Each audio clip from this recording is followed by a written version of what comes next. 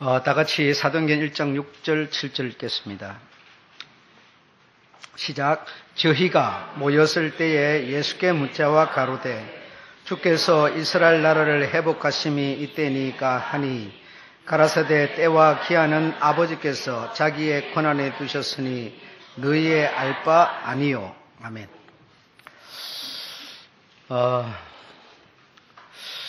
우리가 그 초등학교 때 또는 중학교 처음 어렸을 때 우리가 잘못 배우면 그 잘못 배운 것이 일생 동안 내 속에 박혀 있고 내 삶을 그 배운 것이 들은 것이 이끌어가게 됩니다. 우리 한국에 여러분이 알다시피 한 100여 년 전에 복음이라는 것이 왔는데 하나님의 말씀, 하나님의 진리가 왔는데 이 복음이라고 하는 것을 한국에 가지고 와서 보니까 한국이라고 하는 나라가 조선이라고 하는 나라는 너무 가난하고 헐벗고 너무 정말 처절하게 어렵게 살고 있습니다. 그래서 여기서 전해진 복음이 정말 성경이 말하고 있는 그런 진리를 전한다기보다는 어쨌든 사람들이 일단 먹을 것이 있어야 배가 불러야 듣기도 하고 어디 오라 하면 가기도 할 텐데 그래서 먹고 입고 마시는 것에 치중하고 목적에서 복음이라는 것이 전해지게 된 겁니다. 그러다 보니까 내가 오늘 앞에 서 있는 이 목사가 교회를 나갔을 때 제가 들은 소리는 너무 간단합니다. 교회 다니면 예수 믿으면 잘 산다. 특별히 이제 그 좀 고상한 단어로 형통이라고 하는 단어를 쓰는 것 같았어요. 그래서 형통해진다. 자식이 잘 되고 내 하는 일도 잘 되고 몸도 안 아프고 이런 삼박자 오중복음이라고 이렇게 하면서 이런 얘기만 듣고 그래서 어려운 문제가 있으면 가서 금식하면 치료받고 대체적으로 그런 수준이었어요. 내가 세상에 살면서 빚을 지어놨는데 열심히 금식기도원 가서 금식하고 기도하고 내려오면은 하나님이 해결해 준다. 이런 식이었습니다. 그렇게 듣고 신앙을 키웠고 예수 믿으면 이렇게 잘 되는 것이니 그거 안 믿을 이유가 어디 있겠습니까? 이 가난에서도 해방받을 수 있고 나는 그 당시 몸이 아팠던 사람이기 때문에 치료를 받아야 될 사람이었고 그래서 예수 믿으면 이 모든 것이 다 된다 하는데 내가 안 할 이유가 어디 있겠나. 그래서 그 내 머릿속에 들어온 것은 잘 먹고 잘 입고 잘 살고 형통해지고 자식 잘 되고 전부 이런 것이 주 목적이었고 그런 소리를 들었습니다. 그러니까 처음에 그런 것을 듣고 이렇게 들어놓으니까 그런 것이 내 머릿속에 그냥 이렇게 박혀있고 나뿐 아니라 대체적으로 내 때의 사람들이 전부 그런 소리를 듣고 신앙을 시작하고 믿었습니다. 예.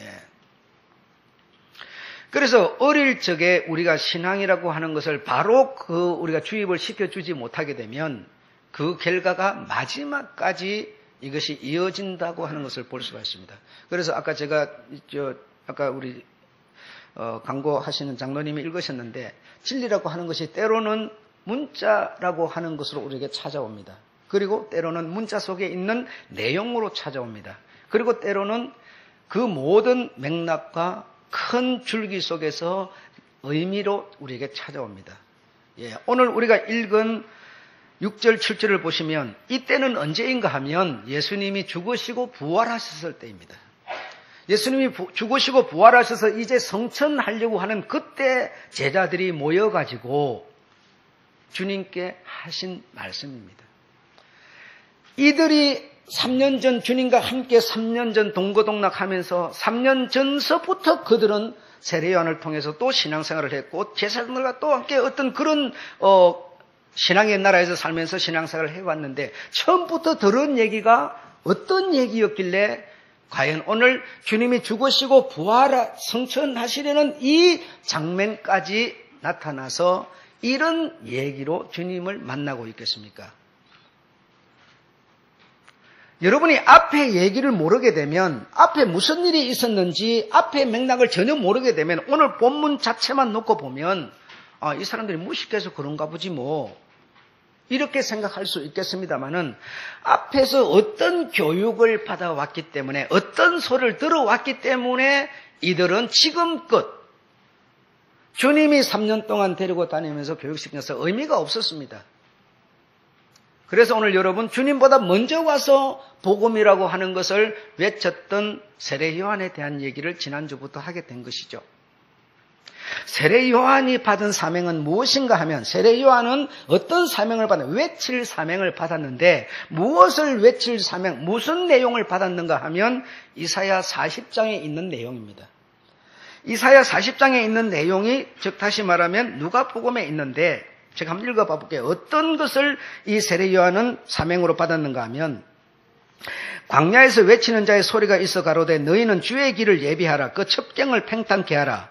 모든 골짜기가 메워지고 모든 작은 산이 낮아지고 굽은 것이 곧아지고 험한 것이 평탄해질 것이요 모든 육체가 하나님의 구원하심을 보리라. 이것이 세례 요한이 받아서 외칠 바 말씀이었습니다. 세례 요한은 광야에서 외치는 자로서 뭘 외쳐야 되느냐? 예수 그리스도, 다시 메시아 그의 오는 길을 예비하는 것이고, 우리가 기다리는 그 예수가 곧 온다는 그 예수가 오면 우리에게 구원을 줄 것이라고 하는 이 내용을 받아서 외칠 사명을 받았던 겁니다. 그래서 그 일로서 첫째로 세례 요한에게 하나님의 영 천사가 나타나서 뭘 일러줬는가 하면 제사함의 세례를 베풀 것을 말씀하셨습니다. 그래서 세례 요한은 그 말씀을 따라서 광야에서 메뚜기를 석청을 먹으면서 가죽 털옷을 입고 혜성같이 나타난 위대한 여자가 낳은 자 중에 그보다 큰 자가 없을 만큼 대단한 위력과 위엄을 가지고 광야에서 외쳐댈 때 그 대단한 이스라엘의 지도자들, 유대 지도자들이 그 앞에 가서 무릎을 꿇을 정도였으니까 이 사람의 위대함은 정말 그야말로 여자가 낳은 중에 대단했습니다. 그를 가히 뛰어넘을 자가 없었습니다. 그래서 그가 세례를 베푸는 이런 일을 하고 있었고, 그리고 그가 외치는 사명은, 다시 말하면 메시아가 오시는 그 메시아는 죄사함으로 말미암은 구원을 주실 이 메시지를 외쳐야 되는 것이 그에게 주어진 사명이었다 이 말입니다. 여러분 이해하시겠죠? 그래서 그 일을 주님이 오시기 전에는 그 일을 아주 정당성 있게 잘 하고 있었습니다. 그런데 지난 시간에 말씀드렸던 것을 되풀이하고 싶지는 않지만 우리 주님과 어떤 첫 만남, 세례라고 하는 것으로 첫 만남을 통해서 이 세례 요한은 뭔가 오심을 갖게 되는 겁니다. 다시 말하면 착각을 일으키게 되는 것이죠. 내가 바라던, 내가 생각하던 그 어떤 상식이라는 게 있고 지식이라는 게 있는데 거기에 너무나 주님은 못 미치는 것 같다는 생각을 받게 됨으로써 그 주님에 대한 그만 오해가 그에게 생겨버리게 된 것이었죠. 그가 예수님이 오시기 전에 예수님과 만남을 이루기 전에는 정말 나는 쇠하고 왜? 나는 그의 발에 신발끈을 메고 풀기도 감당할 수 없을 수준이기 때문에 그는 흥하고 나는 쇠하는 건 너무 당연한 거라고 생각했고 말은 틀림없는 말을 하고 있었지만 그만 마음속에 하나의 오해 때문에 이 모든 얘기들이 그만 제자리를 찾지 못하게 되고 말았던 것이죠. 그래서 세례 요한이 정말 오실 그이가 그분이고 그분의 오는 길을 자기가 먼저 와서 닦는 사람이었다면 그러면 하나님께서 천사를 통해서 물로 세례를 베풀으라 해서 베풀고 있다면 그러면 실상인 주님이 오셨다면 자신이 베풀던 세례를 먼저 접어야만 됐거나 아니면은 자기의 모든 것을 내려놓고 주님의 제자로 들어가거나 이렇게 해야 왜? 실상이 오기 전에는 실상이 오셔서 하실 일을 했지만 실상이 왔으니까 자기는 뭐죠? 사라져 줘야 되겠죠. 그의 제자로 들어가거나 그를 돕는 일을 하거나 주님이 세례를 베풀도록 자기는 세례를 접어야 되겠죠. 그러나 마주 보이는 데서 에논과 살렘에서 서로 마주 보면서 세례를 베풀고 있으면서 내 제자가 저기 가는 것에 대해서 불만을 토하고 주님께 많은 사람들이 세례를 받으러 간다는 소리를 듣고 이 세례 요한은 마음이 그렇지 않아도 오해가 가지고 있는 차에 그만 입에서 나오는 소리가 달라지기 시작했던 것이죠. 사람은 그렇습니다. 내가 마음에 오해를 가지게 되면 소리가 달라지게 나옵니다. 내가 예를 들어서 장로님에 대해서 어떤 좋은 생각을 갖고 있을 때는 입에서 항상 장로님에 대해서 어떤 좋은 말이 나오지만 저분에 대한 오해를 내가 갖게 되면 항상 내 입에서는 이상한 소리가 나오기 시작하는 거죠. 이와 마찬가지로 이 사람이 이렇게 주님을 만나기 전에는 너무 정당성 있게 먼저 오신 자로서 할 일을 사명을 따라서 잘 하고 있던 사람이 하나의 오해로 말미암아 그만 소리가 달라지기 시작하는데 외치는 소리가 달라져 버립니다. 자, 첫째로는 누가복음 3장 12절 나는 물로 세례를 제3의 세례를 주는 자이고 내 뒤에 오시는 분은 한번 읽어 다 같이 시작. 성령과 불로 쭉정이를 불에 태우실 분. 제가 요약해서 써놨습니다마는 한번 성경을 한번 찾아봐 보시죠. 마태복음 3장 12절 뭐라 써져 있는가? 우리가 이런 부분까지도 오해를 하면서 신앙생활을 했던 겁니다. 한번 읽어봅시다. 시작. 12절 읽겠습니다. 시작. 손에 키를 들고 자기의 타작마당을 정하게 하사 알곡은 모아 곳간에 들이고 쭉정이는 꺼지지 않는 불에 태우시리라. 이렇게 그는 외치고 있었으면 이 말이 여러분 우리가 그 전후를 듣지 않고 이 내용만 읽으면 옳은지 그런지 알 길이 없습니다. 그러나 여러분이 전후를 들었으니까 이 얘기를 다시 한번 읽어보십시오. 그는 키를 들고 자기의 타작마당이라고 그러면 지금 자기의 타작마당 어디입니까? 이 유대 나라를 말하는 거죠. 유대 나라를 정하게 하사 알곡은 모아 곳간에 쭉정이는 꺼졌는 불에 태우려고 오셨습니까? 아닙니다. 초림에 오신 분은 불에 태워질 수밖에 없는 자, 독사의 자식들을 뭐 하러 오셨다고요? 구원하려고 오셨습니다. 초림에 오신 이유는 더도 덜도 말고 전부 그겁니다. 모든 백성이 광야에서 외치는 자의 소리를 통해서 뭐라 외쳐? 하나님의 구원하심을 보리라라고 하는 것이었어요. 내가 십자가의 죽음으로써 독사의 자식이고 뭐죠? 전부 불에 태워질 수밖에 없는 자들을 제 사함을 주어서 씻겨서 구원하려고 오신 분이지 이 타작마당 유대 나라에 괜찮은 자는 곳간에 데리고 안 좋은 자는 태우려고 구분하려고 오신 분이 아니었습니다. 이해하시겠습니까? 그런데 요한은 이렇게 외치고 있었어요. 그러니 이 외침이 자기뿐 아니라 자기 제자들에게 안드레도 베드로도 전부가 그의 제자인데 그렇게 선생이 외치는 소리를 귀로 듣고 마음에 새겼으니 주님이 죽고 부활하여 성천하는 자리까지 와서 이들은 이렇게 질문할 수밖에 없었던 거예요. 여러분이 연계를 지어보면 이거는 빼도 박도 못하는 사실이죠. 그러므로 우리가 복음을 잘못 듣게 되면 끝까지 이 오해라고 하는 것을 가지고 신앙생활을 한다고 하는 것이 전부의 주님이 원하는 길이 아닌 신앙생활을 할 수밖에 없게 되어버리는 것이죠. 그러면서 마태복음 3장 7절로 10절에 보면 독사의 자식들아 임박한 진노를 누가 피하라고 하더냐. 임박한 진노를 피하게 하시려고 주님이 오신 분이시죠. 그렇죠 여러분? 그런데 누가 피하라고 하더냐 하면서 오히려 그들을 공격하는 메시지를 그는 전하고 있는 것이죠. 그러니까 주님의 그 바람과 이 세례 요한의 이 하는 행위는 너무나 딴 길을 걷고 있는 것입니다. 자, 두 번째로 주님이 오신 것은 여러분 잘 아시지만 주님의 초림은 제3, 다시 말하면 그가 십자가에 뭐죠? 찔림은, 상함은, 맞음은, 고통은 낫고 치료하고 뭐죠? 전부 그런 자를 이런 임박한 진노를 피하지 못할 그런 자를 그가 대신 맞음으로 나음을, 그가 상함으로 고침을 이런 것을 주시려고 오신 분이시죠 여러분. 네. 자, 두 번째로는 이렇게 독사의 자식들아 누가 이 진노에 임박한 진노를 피하라고 하더냐 이런 외침은 그냥 터무니없이 외친 것이 아니고 다시 말하면 말라기 3장 2절의 말씀을 인용해서 외친 건데 말라기 3장 2절의 내용은 무엇인가 하면 그의 임하는 날을 누가 능히 당하며 그의 나타나실 때 누가 능히 그 앞에 서리요.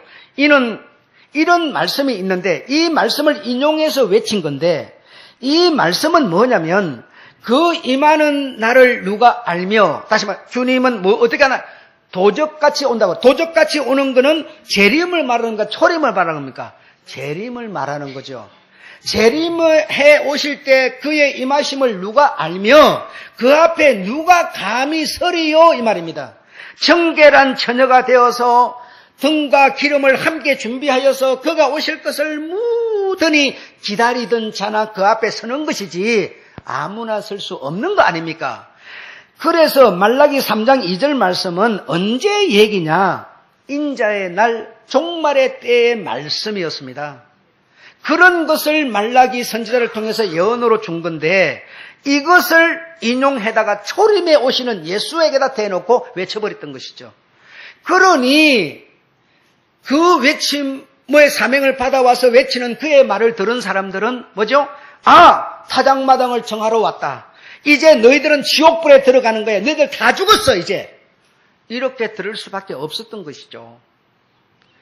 여러분 이 외침이라고 하는 게 때에 맞는 말이 우리를 살리는 것이지 초림에 오신 예수는 구원하려고 온 것이지 누굴 죽이려고 온 게 아니고 불을 쳐지려고 무슨 지옥불에 넣으려고 온 게 아닙니다. 전부 지옥 가도록 돼 있는 자들을 당신이 친히 감당하심으로써 살리려고 오신 것이죠. 그래서 십자가를 통해서 살려놨기 때문에 이제 나를 믿고 주님의 재림에 오는 그 도적같이 언제 오실 줄 모르는 그 주님을 믿고 정말 절제하며 기다리며 인내로 그런 자들을 주님이 신부로 데리고 영광에 들어가겠다는 것이죠. 그런 말씀을 세례 요한은 이때 외쳐서는 되는 말이 아니었습니다.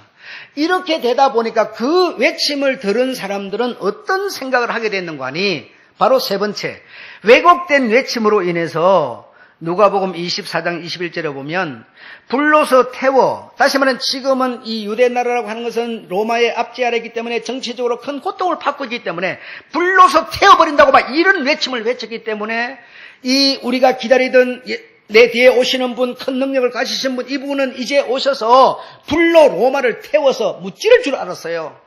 정치적으로 큰 해방을 줄 알았어요. 그래서 해방을 줄 알았는데 주님은 오셔가지고 하시는 말씀이나 행동들이 연한 풀 같고 무슨 힘없는 나그네 같고 뭐 아무것도 안 가진 자 같고 이게 뭐 힘이 아무것도 아닌 것 같아요. 내가 죽은다 그러지 뭐 서로 뭐 사랑하라 그러지 뭐 잡혀가고 뭐 질질 끌려다니지를 않나 도망다니지를 않나 이래서 하니 이게 뭐가 잘못된 거 아니냐 해서 사람들이 예수께 사람을 보내어서 뭐요? 정말 우리가 기다리는 그이가 당신입니까? 이렇게 말이 나올 수밖에 없도록 누가 만들었느냐? 세례 요한이 만들어버린 거예요. 무엇으로?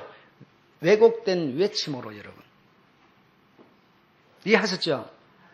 그런 여러분 우리가 신앙이라고 하는 것은 인정으로 하는 것도 아니고 무슨 내 아버지 어머니가 생기기 때문에 이런 수준이 아닙니다. 신앙은 여러분 내 바로 생명이에요. 내 부모가 나에게 무슨 생명을 주겠어요? 영생을 주겠습니까? 네. 마태복음 16장 21절에 보면 예수께서 내가 죽었고 3일 만에 살아나리라. 그러니까요. 베드로도 뭡니까? 아니 무슨 말씀하시는 겁니까? 죽기는 왜 죽습니까? 지금 당장 일을 하셔야죠. 때려 죽여야죠 저놈들. 네. 그리 마소서. 제발 그런 말씀 하지 마소서. 이렇게 대항을 하고 있는 것이죠. 이런 말들이 여러분 왜 나왔는지를 아셔야 됩니다. 왜 이런 말이 베드로 입에서 나오며 주님이 죽고 십자가에서 죽고 이제 부활 성천하려고 그러는데 거기까지 나타나서 이렇게 이스라엘을 회복할 때가 이때니까 이제 그러면 조금 전에는 이렇게 그러면 죽고 이제는 이제 사람이 죽었다가 살아났으니까 여러분 얼마나 위대합니까? 죽었다가 살아나가지고 딱 번지하게 이제는 빛보다 빠른 속도로 착착 움직이고 막 어마어마한 힘을 가졌으니까 이제 시작할 때려나 보다. 이스라엘의 회복하시면 이제 시작되는 겁니까? 그런데도 주님은 전혀 요한 같지 아니했습니다. 때와 기한은 아버지의 권한이니 나도 너희도 알 바 아니오라고 결론을 내리고 말았습니다. 다만 성령이 임하시면 이때서 이제 성령이 임하시면이 나오는 거지 성령과 불로 이 내용은 세례 요한이 외칠 내용이 아니었다 이 말입니다. 이런 내용을 우리 성도들도 오해를 해가지고 성령을 받으면 불로 임한다고 해서 불이 임하면 머리가 타진다 막 뜨끈뜨끈해서 가슴이 뜨거워진다 막 펄쩍펄쩍 뛰게 된다. 이렇게 우리는 자꾸 오해를 해 갔던 거예요. 신앙이라는 것을 여러분. 성령이 임하면 가슴이 뜨거워지기도 하지만요. 차가워지기도 하는 겁니다. 내가 차분해져가지고 그런가 저런가를 분별할 수 있는 지혜와 지식도 생기는 것이지 뜨거워지는 것만도 아니에요. 뜨거워지는 것은 여러분 더운 데 가서 1시간만 뜨면 뜨거워져 버려요. 예. 그것이 무슨 성령 임한 표적도 아닌 겁니다. 그러나 우리는 이런 말씀이 왜 생겼는지를 모르기 때문에 그렇게 오해를 했던 것이죠. 지금이라도 우리가 이런 내용을 바로 잡아야 하고 이런 내용이 왜 발생했는지를 알아야 하고 그래서 우리의 신앙을 바로 정리해서 주님 오시는 그 만남을 우리의 만남으로 만들어내야 되는 것이죠. 그래서 결과적으로 마태복음 21장 3절을 보면 예수님이 메시아로서 큰 부를 가지고 능력을 가지고 정치적으로 큰 해방을 줄 줄 알았는데 그렇지를 못하고 십자가에서 죽는 모습 앞에서 이들은 낙창을 하게 되는 겁니다. 나는 고기 잡는 자니 고기 잡으러 가리라. 나는 엠마로 가리라. 해서 뿔뿔이 흩어져 버리는 것이죠. 왜? 우리가 기대했던 분이 아니라는 겁니다. 예. 이 얼마나 큰 실수와 가호를 만들어 무엇으로? 외침으로 만들어냈는가를 오늘 우리가 이해해야 하는 것이죠. 그래서 잘못 해석, 이 성경을 우리가 잘못 해석하고 잘못 보게 되면 내게 남는 것은 현재적으로 얼굴에 검은 점이 생기지 않기 때문에 아무 문제가 없는 것으로 생각하지만 결론은 비참한 것 외에는 아무것도 남는 게 없습니다. 네. 내 생각, 내 뜻에 맞다고 내 생각과 내 뜻에 맞다고 그것이 성경에 맞거나 주님께 맞는 것은 아니라는 것이죠.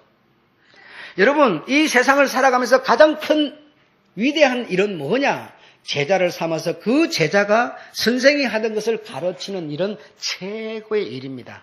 그 이상 더 큰 일은 없는 겁니다. 그래서 주님은 제자를 삼고 제자로 보고 내가 너희들에게 가르친 것을 내 정신을 너희들이 전한다면 가르친다면 너희가 전하는 것은 곧 나 예수가 그들에게 옮겨져 가는 것이니라 이렇게 했던 것이죠. 그래서 정말 제자를 삼아서 제자를 만드는 것은 위대한 일이지만 그러나 뭐 하면 잘못 전하면 왜곡되게 잘못 이 내용을 알린다거나 전하면 성경에서 뭐라 그럽니까? 많이 맞을 것이요 그랬어요. 많이 맞을 것이요. 너희가 선생이 되지 마라. 선생이 되면 선생은 정말 그 선생의 뜻을 바로 전해야지. 그렇지 못하면 너는 더 많이 맞을 것이라. 더 많이 맞을 것이라. 그렇게 말씀하셨습니다.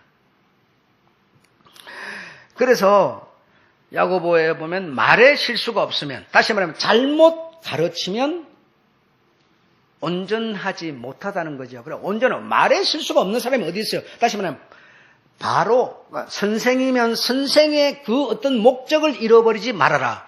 진리를 전하는 사람은 진리라는 그 목적에서 벗어나지 말아라 이 말입니다. 무슨 내 일신의 안락을 위해서 어떤 인본주의를 전한다거나 체면을 생각해가지고 일을 그르치게 한다거나 이러지 말라는 것이죠. 이러지 말라는 것이죠.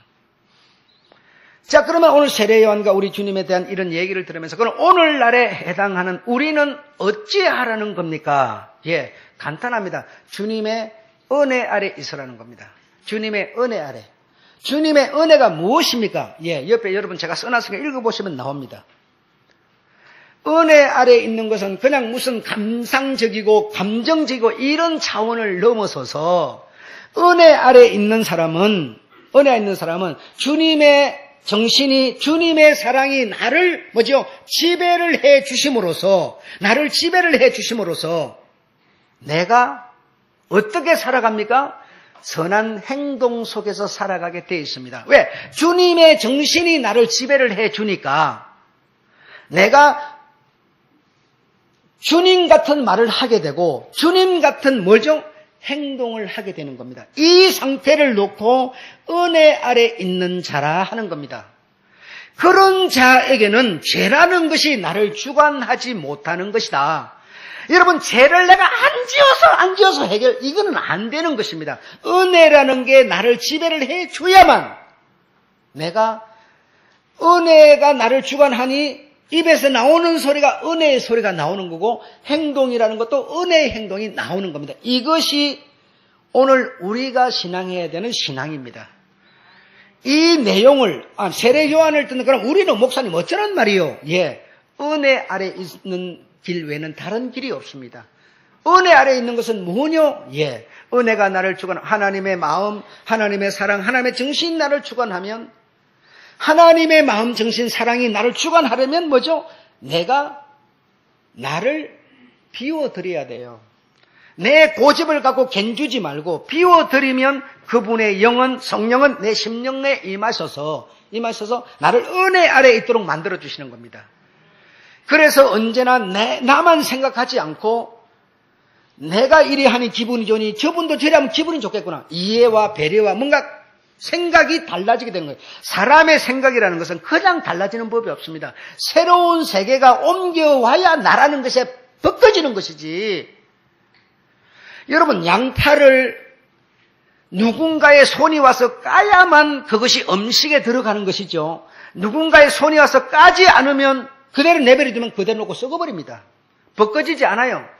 그러나 누군가의 손이 와서 그걸 벗기면 안에 신사를 드러내는 겁니다. 마찬가지로 나라는 이 세계, 이 정체된 나라는 이 세계에 새로운 세계가 옮겨와야 합니다. 이 옮겨오는 세계는 바로 주님의 세계입니다. 내가 여러분 보고 죄짓지 마세요. 그런다고 제가 주일 지키면 그래 말해라고 되는 세계가 아닙니다. 이것은 여러분. 내가 팍 넘어지면 꼴뚜기처럼 팔딱 일어나면 되지 뭐. 그리 될 것 같으면 주님이 왜 필요하겠어요? 주님도 필요 없는 겁니다. 그리 되는 것은. 안 되는 거예요. 나라는 정체가 있기 때문에 이 나라는 정체를 이길 수 있는, 지배할 수 있는 새로운 세계가 나를 지배를 해줘야만 내가 은혜 아래 있는 자가 되는 겁니다. 은혜 아래 있으면 죄가 나를 주관치 못하게 되고 내가 생활하는데도 은혜 아래 있는 그 내용을 생활을 하게 되는 겁니다. 내가 돈을 받기 때문에 시간을 요만큼 해서 돈을 받기 때문에 돈 때문에 내가 가서 일을 하는, 내가 그 일을 하는 거기서 돈을 초월해서 주님의 사랑을 그 사람에게 내가 스며들게 만들어주는 그런 손놀림을 하게 되는 것이죠. 왜? 은혜 아래 있기 때문에. 예. 오늘 우리는 하나님의 은혜 아래 있는 삶을 추구하는 이런 우리가 돼야 될 줄로 믿습니다. 내가 여러분에게 왜곡된 외침을 세례 요한처럼 외친다면 여러분의 신앙도 역시 왜곡된 신앙을 하게 될 것이고, 언제 주님 내 가정에 돈보따리 내려주러 오실까? 이거나 기다리고 있겠지요. 예. 아무쪼록 은혜 아래 계시기를 주의 이름으로 축원합니다. 은혜를 구하시기 바랍니다. 주님의 성령의 능력이 여러분에게 임하여 오시기를 구하시기 바랍니다. 남종과 여종에게 말세에 뭐합니다? 부어주리라 하여 청년에게, 연세 드신 분에게, 종에게 부어주시리라 하셨으니 말세에 이때에 부어주시라. 여러분 구하셔서 그분의 은혜 아래 머물 수 있는 여러분 되시기를 주의 이름으로 축원합니다. 예, 마치겠습니다.